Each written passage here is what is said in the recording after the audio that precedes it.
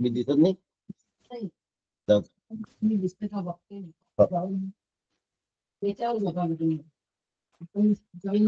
Okay. हरे राम राम राम हरे हरे, हरे कृष्ण कृष्ण कृष्ण हरे हरे, हरे राम राम राम हरे हरे, हरे कृष्ण कृष्ण कृष्ण हरे हरे, हरे राम राम राम हरे हरे, हरे कृष्ण कृष्ण कृष्ण हरे हरे. सद्गुरुनाथ महाराज की जय. भूषित करान्नवनीर दाभा, पीतांबरा दरुणबिंब फलाधरुष्टा. बदलवायचा मोबाईल. पूर्णेंदु सुंदर मुखादरविंद नेत्रा, कृष्णात् परम किमपि तत्त्वमहं न जाने. श्रुति पुराणानाम् आलयं करुणालयं, नमामि भगवत्पादं शंकरं लोकशंकरः. शंकरं शंकराचार्यं केशवं बादरायणं, सूत्रभाष्य कृतौ वन्दे भगवन्तौ पुनः पुनः. सदाशिवसमारम्भां शङ्कराचार्यमध्यमाम्, अस्मदाचार्यपर्यन्ताम् वन्दे गुरुपरम्पराम्, वन्दे गुरुपरम्पराम्. सद्गुरुनाथ महाराज की जय.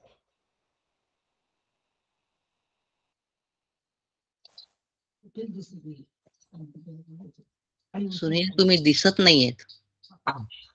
ठीक आहे. इंटरनेटचा प्रॉब्लेम. आणि इकडे एक 2 मिनिटं थांबा.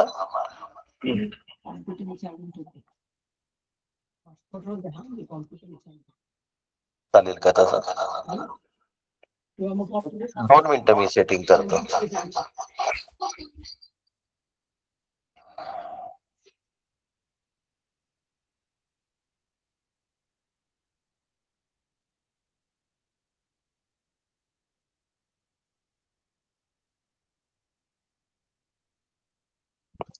कॉम्प्युटर आणूच नका, सूचीचीच करतो.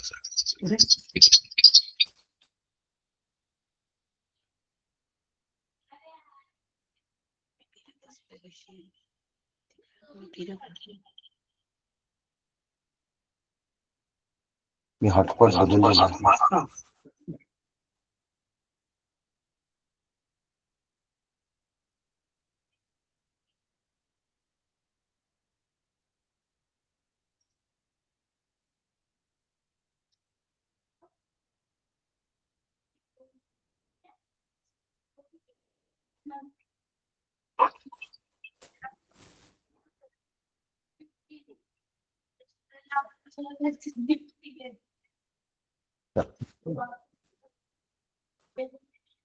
सगळं गडबड करून मी फक्त सगळं बदलू, फक्त हॉटस्पॉट बदलत होतं.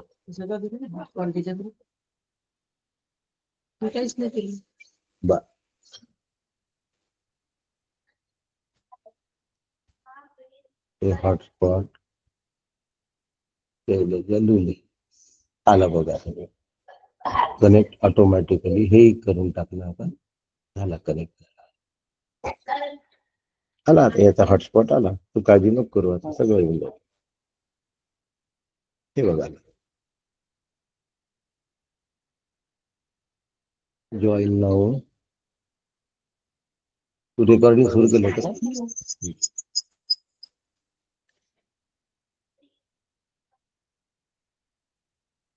ठीक.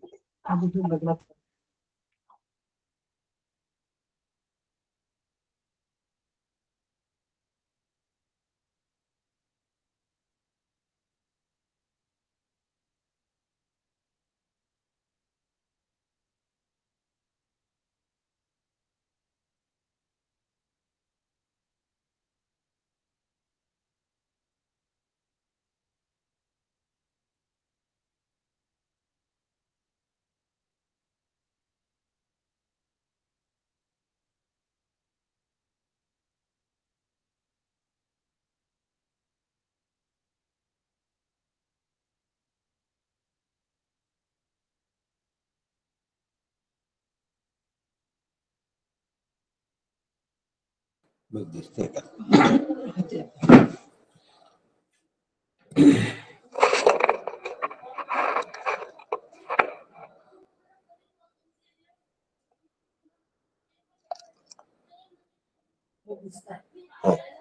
राम कृष्ण हरी.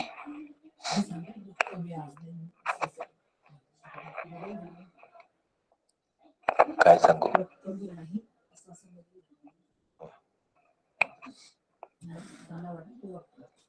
खर तर आज मी वक्तव्याकरता बसलो होतो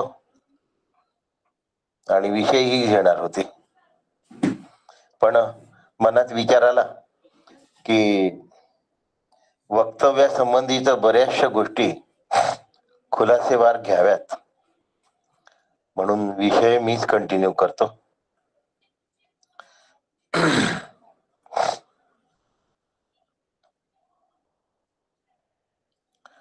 सद्गुरुनाथ महाराज की जय. परमपूज्य डॉक्टर काकांना वंदन करतो. परमपूज्य मंदाताईंना वंदन करतो. आदरणीय नीलाताईंना वंदन करतो. त्यानंतर सर्व श्रोतृ वृंदांना वंदन करतो. आपल्या सगळ्यांना नमस्कार करून आजच्या शांती पाठाला आपण सगळे मिळून प्रारंभ करू आणि विषयाला सुरुवात करूया. आदरणीय नीलाताईंनी भद्रम कर्णेवी या शांतीपाठ म्हटलाय. परमपूज्य डॉक्टर काकांनी त्या शांतीपाठाला जे मराठीकरण केलंय, ओवीबद्ध केलाय, तो ओवीबद्ध शांतीपाठ आपण म्हणूया. हरी ओम.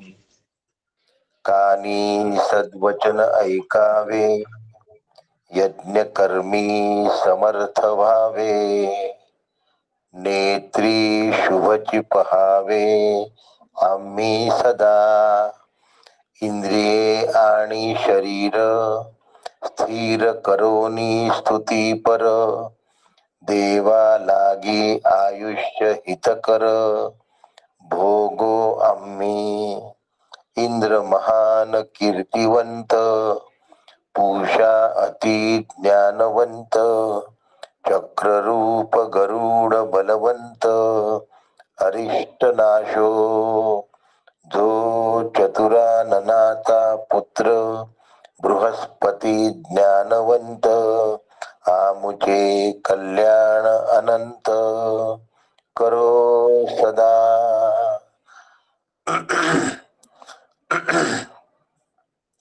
सद्गुरुनाथ महाराज की जय.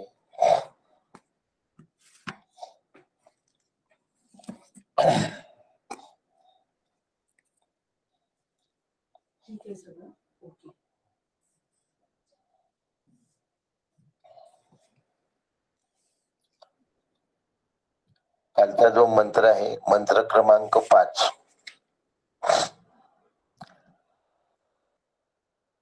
त्या मंत्र क्रमांक 5 मधला वाचो विमुंचथा अमृत सैष सेतु, हा विषय थोडा स्पष्ट करण्याची इच्छा आहे. समर्थांनी म्हटलंय, कोमल वाचा दे रे राम. आमची वाणी कशी असायला पाहिजे? अत्यंत कोमल, अत्यंत मधुर असायला पाहिजे. कठीण आहे का हो? साखर गोड असायला पाहिजे असा मुद्दा मांडला. तर ही गोष्ट साखरेसाठी कठीण आहे का? या प्रश्नाचं उत्तर नाही असं आहे. साखरेसाठी ही गोष्ट कठीण असायला पाहिजे का गोड असणं? याचं उत्तर नाही असं आहे.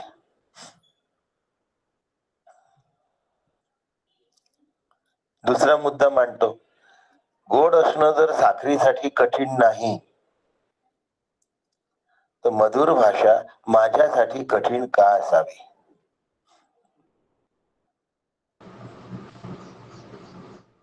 याचं उत्तर आहे, मी स्वतः आनंद स्वरूप आहे. म्हणजे माझ्या मुखारविंदातून, माझ्या तोंडून काय निघालं पाहिजे? अखंडपणे आनंदच निघायला पाहिजे. आणि जर मी आनंद स्वरूप आहे आणि माझ्या मुखातून अखंड आनंद निघत नाहीये तर मग गडबड कुठे होऊन राहिली? माझ्या आनंद रूपत्वात गडबड होऊन राहिली.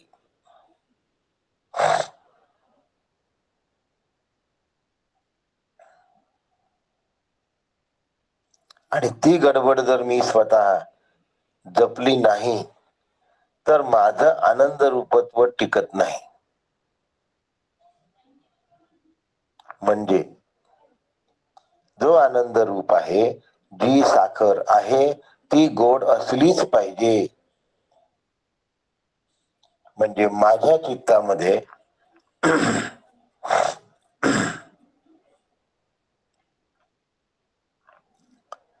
आतमध्ये जर द्वेष असेल, आतमध्ये जर संताप असेल, आतमध्ये जर राग असेल, आतमध्ये जर क्रोध असेल, आतमध्ये जर मत्सर असेल, आतमध्ये जर ईर्ष्या असेल तर माझी वाणी मधुर राहू शकत नाही. मग मधुर बोलण्याचा प्रयत्न करावा लागतो आणि तो सफल नाही होत. पण प्रयत्नाशिवाय मधुर बोलणं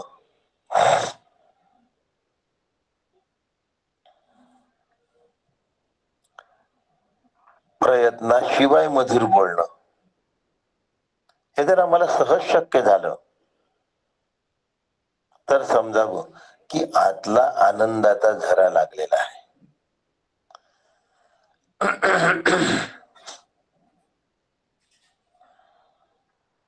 आचार्य सांगतात,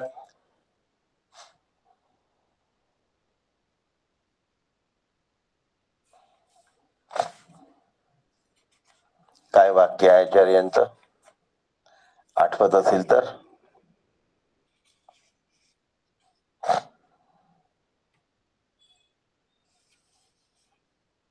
न तु वृथा वाक्यम समुच्चार्यताम्.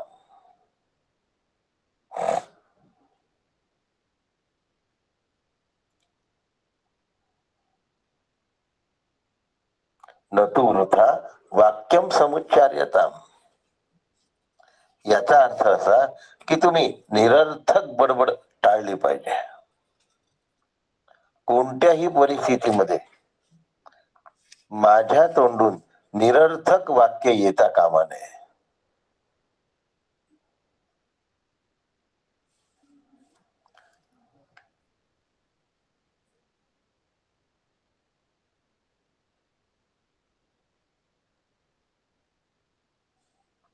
न तु वृथा वाक्यम समुच्चार्यताम्.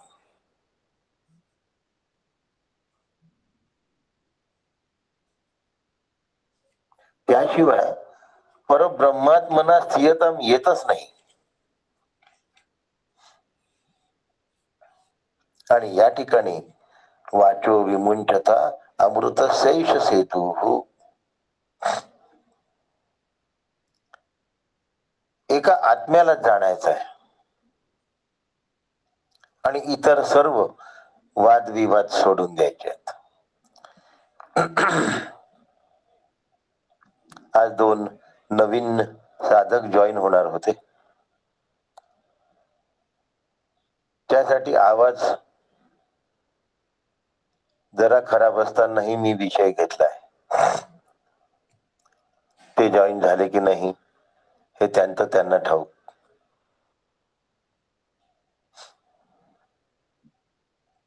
न तु वृथा वाक्यम समुच्चार्यता.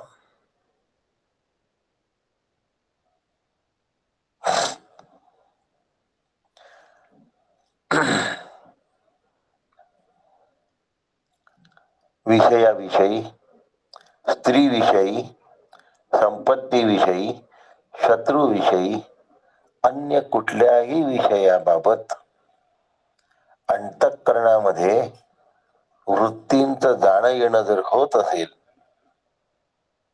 तर ती वृत्ती ही आत्मस्वरूपाला जाऊन नाही म्हणत. अशी केलेले वक्तव्य निरर्थक असतात. व्यक्तीच्या मागे त्या व्यक्तीबद्दल केलेल्या निंदेने तो माणूस कधी बदलत नसतो आणि आपला वेळ वाया जातो. त्याऐवजी जर आपण आत्मपरीक्षण केलं तर स्वतःचे गुणदोष कळतात आणि दोष कमी करून दैवी गुण संपत्ती कमावता येते, मिळवता येते. बरं, दुसऱ्याबद्दल आपण बोललो तर त्यांनी आपल्याला काय हशील, काय प्राप्त होणार आहे? बोललो दुसऱ्याबद्दल. एक उदाहरण घेऊया.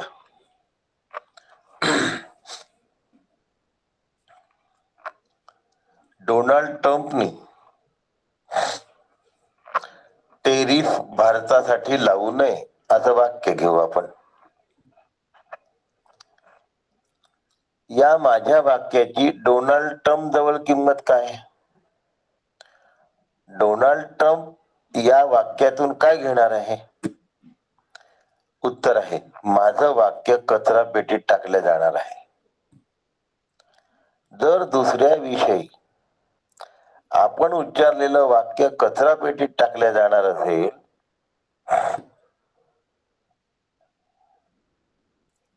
तर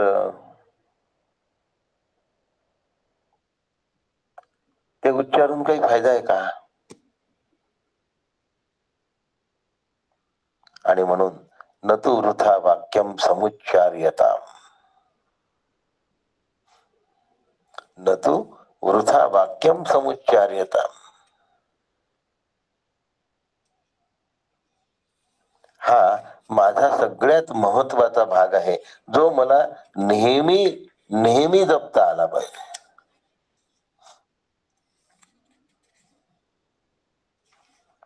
पण काय होतं, आम्ही नेमका तेवढा जपायला तयारच होत नाही.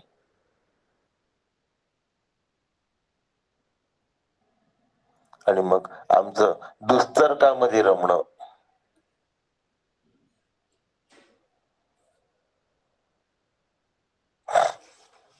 हे आमचं चालूच राहतं. ते आमचं संपत नाही. मग त्याला आमच्याजवळ काहीच इलाज राहत नाही.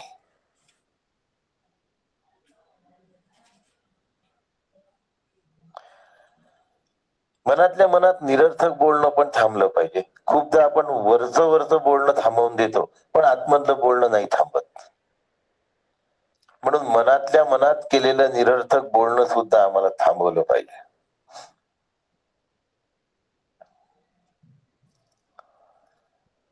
त्याच्यासाठी वैचारिक नियोजनाची गरज आहे. निरर्थक बडबडीमुळे सच्चिदानंद ब्रह्माचं स्वरूप न कळता अनेकत्व असलेल्या जगाच्या दुःखामध्ये माणूस जातो आणि विषयाच्या फोफाट्यामध्ये माणूस फसतो. आणि आमचं वैचारिक नियोजन संपलं हे लक्षात येत नाही आणि आमच्या अंतःकरणाची जागा कचरा कुंडी म्हणून होते. आवडेल का हो?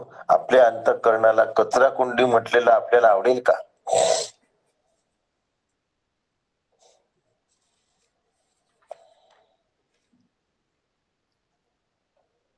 साधन मार्गात पाय कुठे घसरेल सांगता येत नाही. हा मार्ग अत्यंत खडतर आहे. मी बोलतो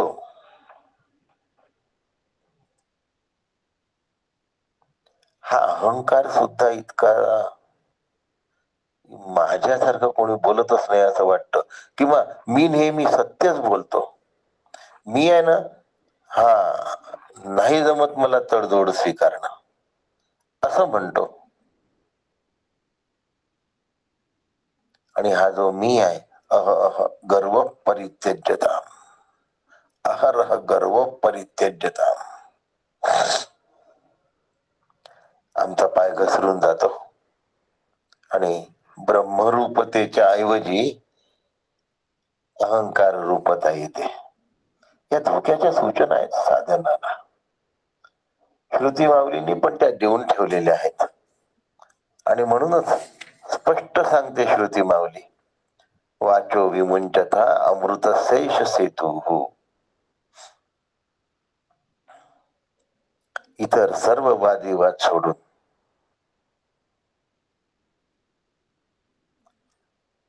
अमृतत्वाचा सेतू बांधा. म्हणून परमार्थामध्ये अत्यंत दक्षतेने मार्गदर्शन करावं लागतं. सावधानतेने मार्गक्रमण करावं लागतं. आध्यात्मिक जीवन ही महान यात्रा आहे. वाणी समस्या निर्माण करते, वाणीच समस्या सोडवते.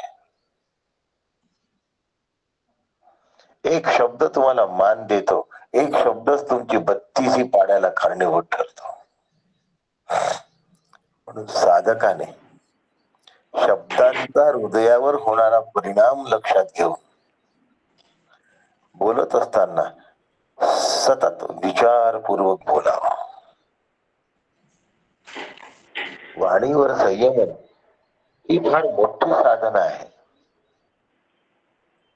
आणि याचा विसर पडता कामा नये. मी काय बोलतो आहे, मी कुठे बोलतो आहे आणि मी कोणासंबंधी बोलतो आहे याचं भान मला नेहमी असलं पाहिजे. शब्दाला शब्द, शब्दाला शब्द बाहेर पडतात आणि त्याचा होणारा परिणाम समोरच्याच्या अंतःकरणावर इतका विपरीत होतो की त्याचा पुन्हा रिबाउंडिंग ऍक्शन ही माझ्या जीवनामध्ये अतिशय वाईट असते.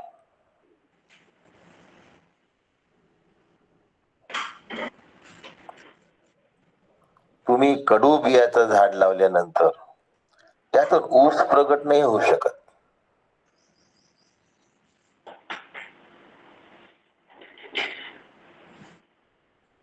तसं इथे आहे.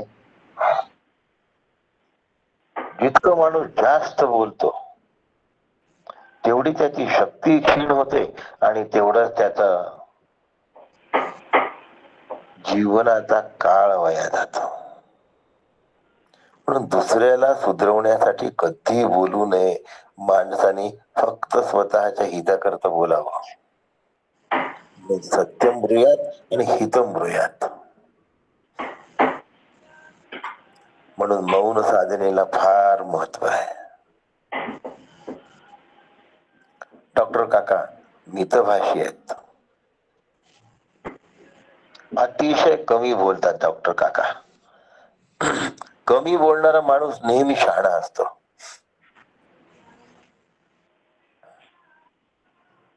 अधिक बोलणारा माणूस जरा सुद्धा शहाणा नसतो.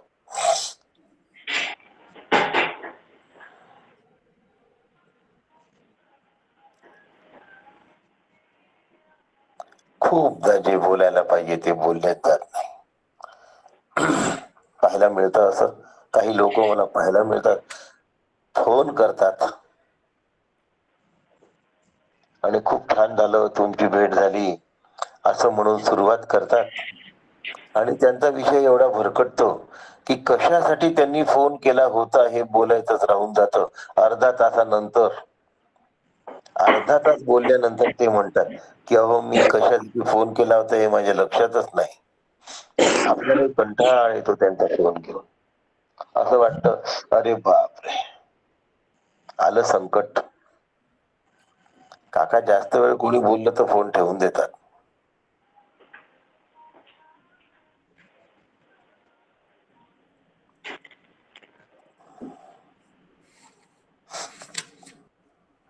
वाचो विमुंचता अमृत शेष सेतू.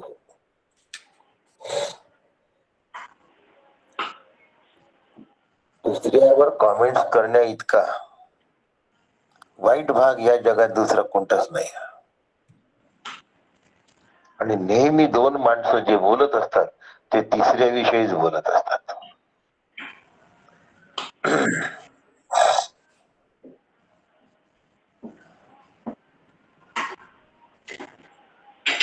म्हणून आत्मज्ञानाला सेतू म्हटलंय. आत्मज्ञान हा सेतू आहे.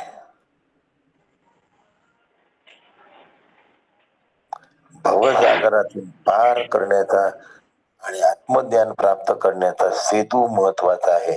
त्यासाठी साधन आहे मौनम सर्वार्थ साधनम. मौनाचा अभ्यास. माझं मन या साधनेसाठी अधिकारी आहे की नाही, माझं मन या साधनेसाठी अनुकूल आहे की नाही, माझं मन या साधनेला योग्य प्रतिसाद देत आहे की नाही, हे माझं मला कळत.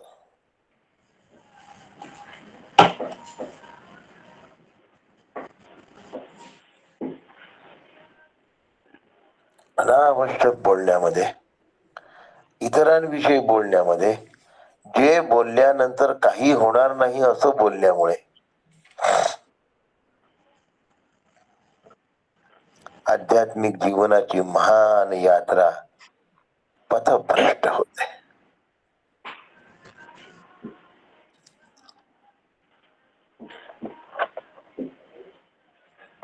माणूस माणसापासून दुरावला गेला की पुन्हा त्या माणसाचा उपद्व्याप किंवा ताप आपल्या मागे लागल्याशिवाय राहत नाही.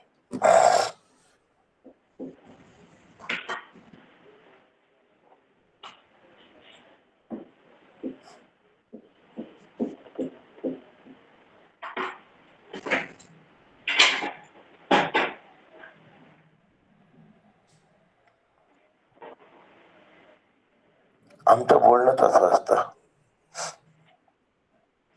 जगा माझी जगन्मित्र, जिव्हेपाशी आहे सूत्र.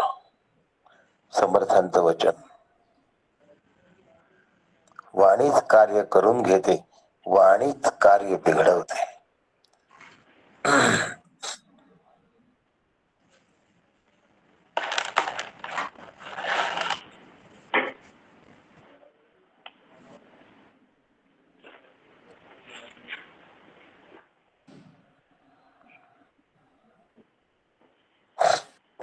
या दृष्टीने जर आम्ही विचार केला तर आमच्या हे लक्षात येतं की आम्हाला स्वतःच्या बोलण्यामध्ये बरंच काही बदल करून घेतले पाहिजे. आणि आम्ही ते करून घेतो की नाही याच्यावर फार महत्वाचं आहे. पण आम्ही नाही करून घेत.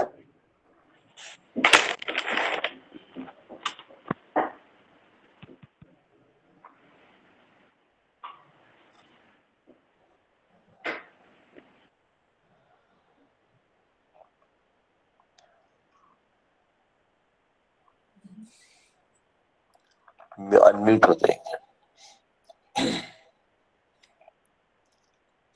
म्हणून वाणी व संयमन ही प्रचंड मोठी साधना आहे. या गोष्टीला दुर्लक्षित करू नका. या गोष्टीला बाजूला करू नका. या गोष्टीला गौणत्व देऊ नका. साधकांनी वाचेवर संयमन केलंच पाहिजे आणि केलंच पाहिजे.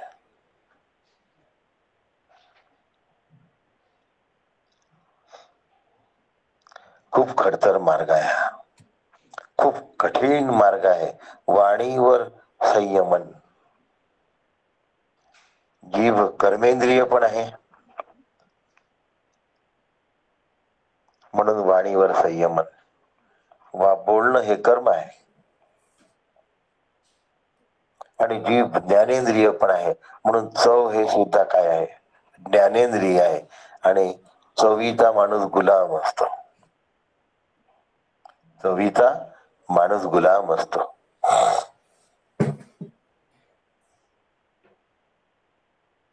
म्हणून जिभेवर संयमन म्हणजे आवडीनिवडीवर संयमन आणि बोलण्यावर संयमन. आवडीनिवडीवर संयमन म्हणजे जीभ या ज्ञानेंद्रियावरच संयमन आणि बोलण्यावर संयमन जीभ या कर्मेंद्रियावरच संयमन. जीभ हे ज्ञानेंद्रिय पण आहे आणि जीभ हे कर्मेंद्रिय पण आहे. आणि जिभेवरच संयमन साधकाला साधलंच पाहिजे. आणि म्हणून या ठिकाणी आहे अन्या वाचो विमुंचथा अमृत शैष सेतु. अन्या वाचो विमुंचथा, विषयासंबंधी सगळ्या ज्या वाणी आहेत, सगळ्या ज्या वाचा आहेत, विमुंचथा, त्या सगळ्या गुंडाळून ठेवल्या पाहिजे आणि आत्मस्वरूपावरच चिंतन केलं पाहिजे. आत्म्या व्यतिरिक्त बाकीच्या गोष्टी करूच नये माणसाने.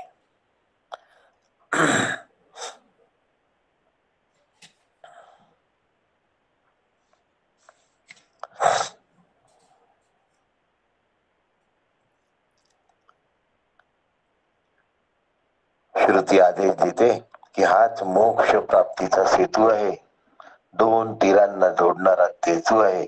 आत्मज्ञान हा सेतू आहे. संसार रूपी भवसागराला जर पार करायचं असेल तर आत्मज्ञानाचा सेतू.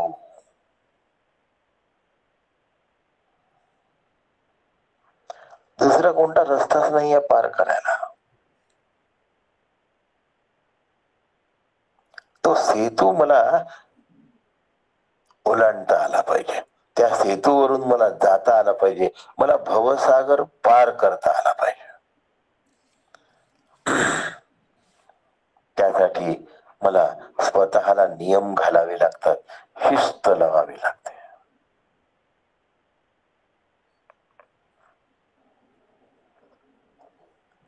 एवढं सगळं परमार्थात करावं लागतं असं म्हटलं तर मग आम्ही परमार्थच करत नाही. आम्हाला परमार्थ करणं म्हणजे काहीतरी करून टाकणं असं वाटतं.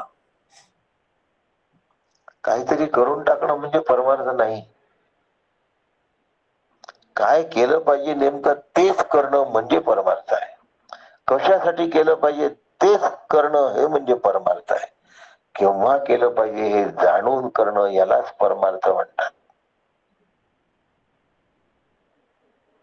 अन्य वाचा विमुंचथ. मला मोडलं पाहिजे हे सगळं, मला तोडलं पाहिजे हे सगळं. बोलण्यातनं कठोर शब्द काही कामी नाही आहेत. म्हणून सतत विचार आणि विचार करून बोलावं लागतं.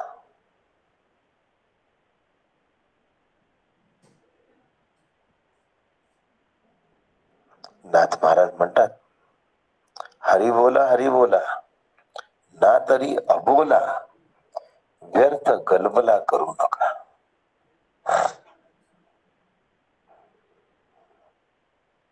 व्यर्थ गलबला करू नका. आम्हाला हा गलबला टाळता आला पाहिजे. वाणीवर संयमन साधता आला पाहिजे.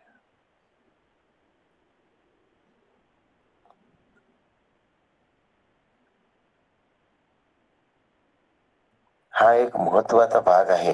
हे साधकाच्या लक्षातच येत नाही. म्हणून आज भर देऊन तेवढाच मुद्दा मांडायचा एवढं ठरवलंय मी. पुढचा मंत्र घेतलेला नाहीये.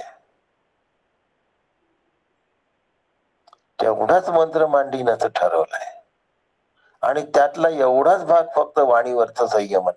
अन्य वाचा विमुंचथ. अन्या हा वाचा अन्या वाचो विमुंचथा अमृत सैष सेतु. आणि हा अमृताचा आत्मरूपाचा मोक्ष रूपाचा सेतू मला बांधायचा आहे. म्हणून वाणीवरचं संयमन हे साधन झालं की नाही हो या ठिकाणी.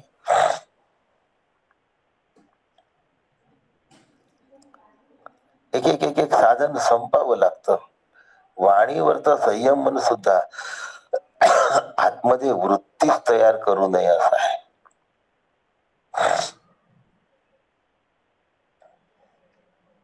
निवृत्त झालं की ही वेळच येत नाही. निवृत्त म्हणजे रिटायर्ड नव्हे. वृत्ती शून्य झालं म्हणजे ही वेळच येत नाही.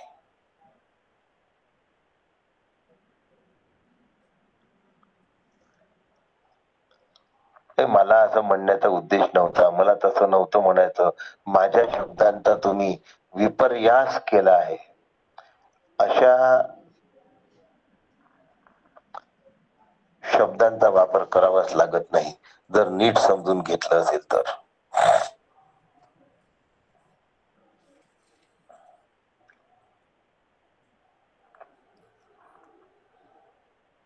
आणि मग ही जी ज्ञानरूप नौका आहे या ज्ञानरूप लौकेने भवसागर पार पडता येतो. सर्व ज्ञान प्लवेनैव वृजिनम संतरिष्यसि.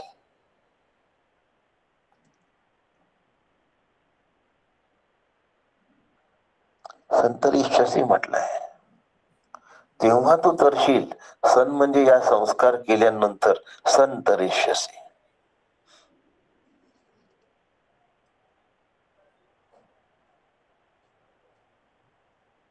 मी आनंद रूप आहे याचं भान जर असेल तर माझ्या चित्तात कठोर शब्द येणार नाही. हे भान हरपतं तेव्हा कठोर शब्द येतात.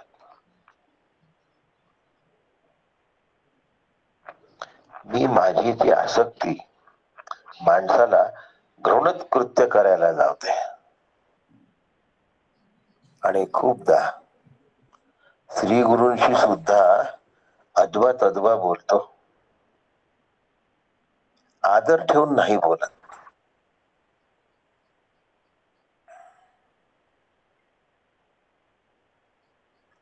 आणि ही गोष्ट कोणत्याही परिस्थितीत साधकांनी टाळली पाहिजे, संपवली पाहिजे.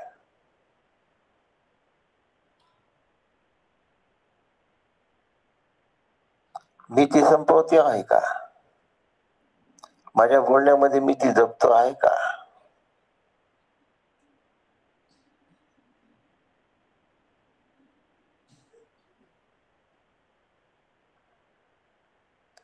म्हणून उद्याच्या मंत्रामध्ये वृत्ती व्याप्ती आणि फलव्याप्ती शिकवायची आहे.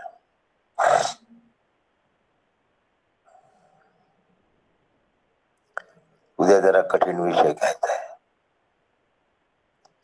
आत्मस्वरूपाला फलव्याप्ती नसते, फक्त वृत्ती व्याप्ती असते. आणि विषयाला वृत्ती व्याप्ती पण असते आणि फलव्याप्ती पण असते.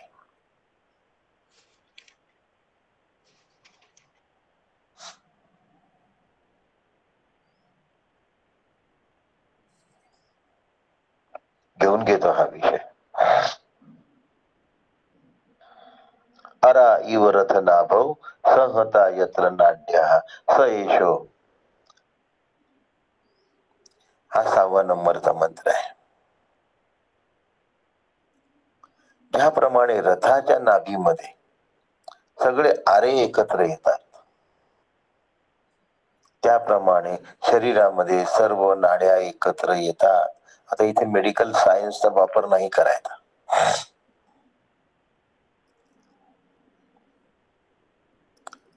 अनेक रूपाने परमात्मा संचार करत असतो, पण तो एका ठिकाणी एक परमात्मा अनेक ठिकाणी विभागला गेला असतो. ज्याप्रमाणे बैलगाडीच्या चाकाला आरे असतात आणि त्या आरे एका मध्यभागी सगळीकडे फिट केलेले असतात. त्या मध्य भागातून त्या आर्यांचा उगम आहे. म्हणून त्या मध्यभागावर लक्ष केंद्रित करायचं, म्हणजे ओंकार रूपाचं ध्यान करायचं. त्याने तुमचं कल्याण होईल असा आशीर्वाद दिलाय श्रुती मातेने. ओंकार स्वरूपाचं ध्यान,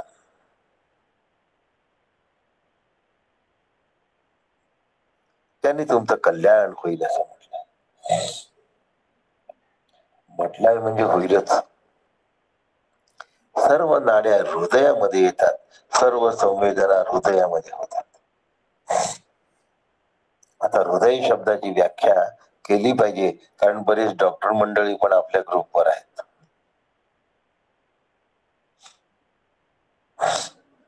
परमार्थात हृदय कशाला म्हणतात ते एकदा सांगून देतो. व्यवहारात हृदय भावनांना म्हणतात. हा हृदय शून्य माणूस आहे, म्हणजे याला भावना नाही, आता त्याचा अर्थ होतो. वैद्यक शास्त्रातलं हृदय सगळ्यांनाच माहिती आहे. परमार्थातलं हृदय आज सांगतो. अलंकाराचं हृदय सोनं आहे. रमण महर्षींनी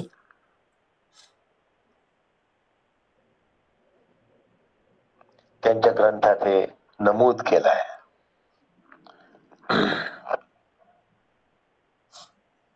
त्या ग्रंथाचं नाव उपदेश सार नाहीये, सद्दर्शन. हो, सद्दर्शन मध्ये रमण महर्षींनी हा सोनं हे अलंकाराचं हृदय आहे असं सांगितलंय.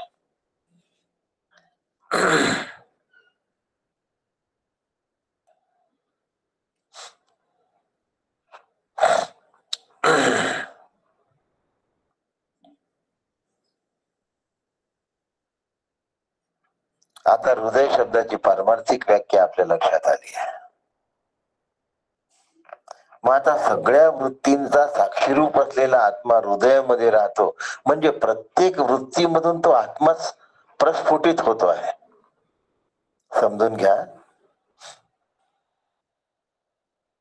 प्रतिबोध विदितम मतम अमृतत्वम हि विंदते, केनोपनिषद. बोधम बोधम प्रतिबोधम. प्रत्येक शब्द आणि शब्दाच्या मागचा जो बोध आहे तो आत्मस्वरूपामुळे होतो, नाही तर बोधच झाला नसता. दगडाला बोध होत नाही. आत्म्याचं प्रागट्य आहे म्हणून बोध होतो. म्हणून प्रथम बुद्धी वृत्ती ही विषयाला व्याप्त करते. त्या विषयाशी ती तादात्म्य पावते.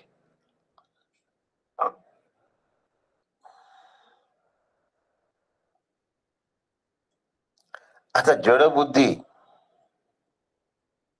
याला घट आहे असं ज्ञान होईल का? नाही होणार. जडाला ते होत नाही, कारण जड अचेतन आहे आणि ज्ञान चेतन आहे.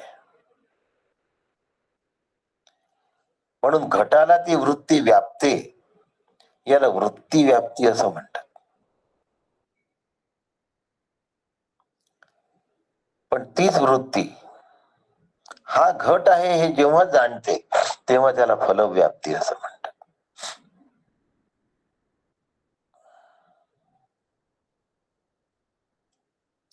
थोडासा जड जाणारा भाग आहे.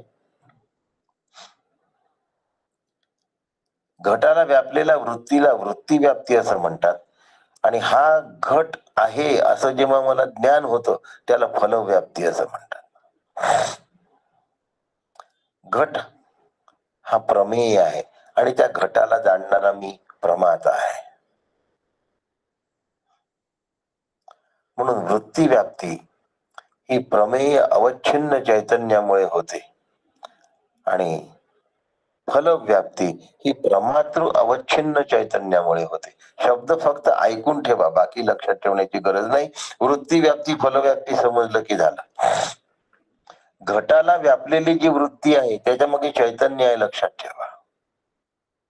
आणि घटामध्ये ज्या भोवती जे चैतन्य आहे आणि माझ्या वृत्तीमधून जाणारं जे चैतन्य आहे, दोन चैतन्य एकत्र झाल्यामुळे हा घट आहे हे कळतं, तेव्हा फलव्याप्ती होते. आत्मस्वरूपाला फलव्याप्ती नसते.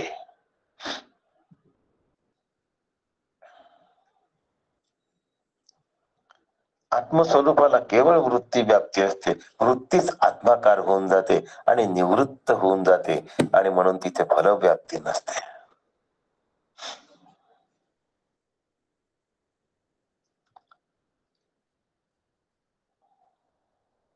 म्हणून या सगळ्या वृद्धी बैलगाडीच्या चाकाचे आरे जसे एका ठिकाणी येऊन मिळतात, तसा सगळ्या बुद्धिवृत्ती प्रत्यय हे हृदयाकाशामध्ये येऊन मिळतात. आत्मा त्याचा साक्षी आहे. मग काम वासना त्याच्यामध्ये गेलेली बुद्धी आत्माकारच असते. म्हणजे आत्मवृत्तीच तिकडे जाते, पण ती विषयाला सत्य समजते. म्हणून मग काम वासना असलेला कामुक होतो, लोभ वासनेला असलेला लोभ होतो.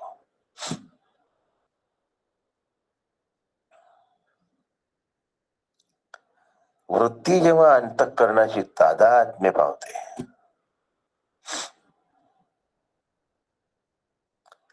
त्यावेळेला ती वृत्ती अंतःकरण रूप होऊन अंतःकरण विषयाशी तादात्म्य पावतं. तीच वृत्ती जर आत्माकार झाली तर फलव्याप्ती न राहता वृत्तीच आत्मरूप होते. नाही तर वृत्ती कामुक होते, वृत्ती क्रोधित होते, वृत्ती मत्सरित होते. आणि मग आत्मस्वरूपावर तसे आरोप लावले जातात. मी मत्सरी आहे, मी मत्सर केला. वास्तविक आत्मा मत्सर करतही नाही आणि करवून घेतही नाही. अज्ञानामुळे विषयाला सत्य मानल्यामुळे ती वृत्ती त्या विषयापासून सुख मिळेल असं समजते. तो विषय मिळाला तर आनंद होतो, न मिळाला तर मत्सर होतो. म्हणून इथे विचार करावा लागतो, माझी वृत्ती चालली कुठे, म्हणून साधना काळी वृत्तीला भटकू द्यायचं नसतं.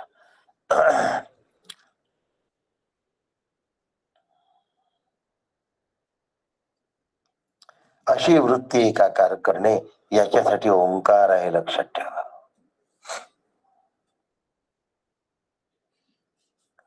आपण सर्व संघ परित्याग करून मोक्ष मार्गामध्ये प्रवृत्त झालो आहोत, हे पाहून आचार्यांना अत्यंत आनंद झालाय. शतकाहून अधिक लोक या ठिकाणी आहेत, आजही आहेत. आणि म्हणून आचार्यांना आनंद झाला आणि शिष्यांना निर्विघ्नपणे ब्रह्मप्राप्ती हो असा आशीर्वाद आचार्यांनी या मंत्रामध्ये दिलेला आहे. आणि म्हणून स्वस्ती काय म्हणतात या ठिकाणी, आत्मानं स्वस्ती वहा पारायत तमसा परस्तात. म्हणून तुमचा मोक्ष मार्ग निर्विघ्नपणे पार पडो अशी आचार्य आपल्याला काय करतात आहे, आशीर्वाद देतात आहे. भाग्यवान आहोत आपण सगळे जेवढे ऑनलाईन आहोत. आता आपल्याला हा आशीर्वाद आचार्यांचा शब्दांमधून ऐकायला मिळतोय.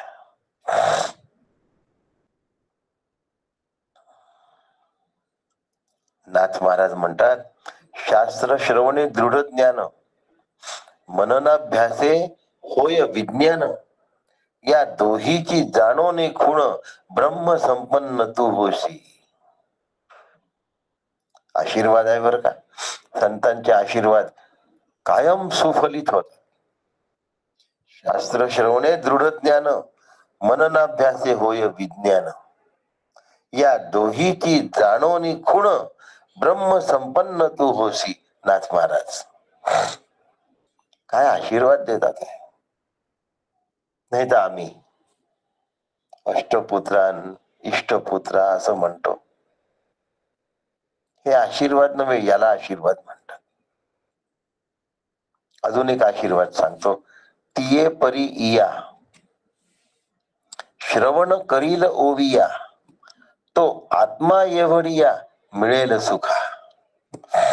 तिये परी इया 65 माऊलीची ओवी आहे.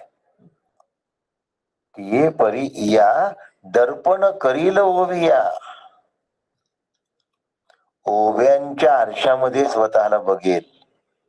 तिये परी इया दर्पण करील ओविया, तो आत्मा एवढिया मिळेल सुखा, या ओव्यांवर जर मी एवढं चिंतन करत असेल तर तो आत्मस्वरूपाला प्राप्त होईल.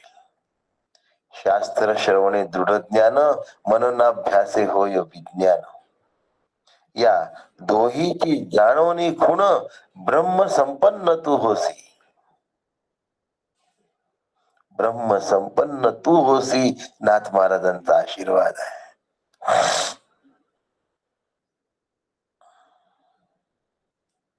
आणि श्रुती माऊली म्हणते स्वस्ती वहा. तू अशा पद्धतीने ओमचं जर ध्यान केलं, चिंतन केलं, विचार केला तर तुझे परम कल्याण होईल. हा आशीर्वाद आहे ओंकार साधकाला, हा आशीर्वाद आहे श्रुती अभ्यासकाला, हा आशीर्वाद आहे श्रुती वाक्यांचं चिंतन करणाऱ्याला. श्रुतिमतस तर्कोनुसंधीयता, श्रुतिमतांच्या तर्काचं अनुसंधान ज्याने केलं त्याला हा आशीर्वाद आहे. आणि आज हा आशीर्वाद आपण सगळ्या जणांनी घेतला आहे. शिष्याला आचार्य आशीर्वाद देतात. योगायोगाने माझ्याकडे हा श्लोक आला तर मी तुम्हाला खात्रीपूर्वक सांगतो की माझ्या सद्गुरूंचा आपल्याला आशीर्वाद आहे. ऐकणाऱ्या सगळ्यांना आशीर्वाद आहे. कारण काकांनी तो पहिली आशीर्वाद दिला आणि मग हे घ्यायला मी प्रारंभ केलाय. काका म्हणले हो कळेल, सगळ्यांना कळेल, तू ज्यांना ज्यांना सांगशील त्या सगळ्यांना कळेल. आणि कळेल शब्दाचा अर्थ आत्मा उमगेल. आणि आपल्या सगळ्यांना आत्मरूप होता येईल असा माझ्या सद्गुरूंचा आशीर्वाद आपल्यापर्यंत देतो. काकांचा आशीर्वाद पर एक फोटो सुद्धा तुम्हाला दाखवतो, पण तो या फोटोच्या बाजूला आहे, पेपर प्रिंट सारखा आहे. तो सद्गुरूंचा आशीर्वाद आहे, आचार्यांचा सुद्धा आशीर्वाद आहे. आपणा सगळ्यांना श्रुती माऊलीचा आशीर्वाद आहे, गीता मातेचा आशीर्वाद आहे. आपण सगळेजण आत्मरूप होऊ, आनंद रूप होऊ, यात आता शंका बाळगण्याचं कारण नाही. आपणाला वंदन करतो आणि आजचा विषय थांबवतो. राम कृष्ण हरी. रामकृष्ण हरी. रामकृष्ण हरी काका. रामकृष्ण हरी काका. रामकृष्ण हरी. रामकृष्ण हरी. रामकृष्ण हरी काका. रामकृष्ण हरी. धन्यवाद.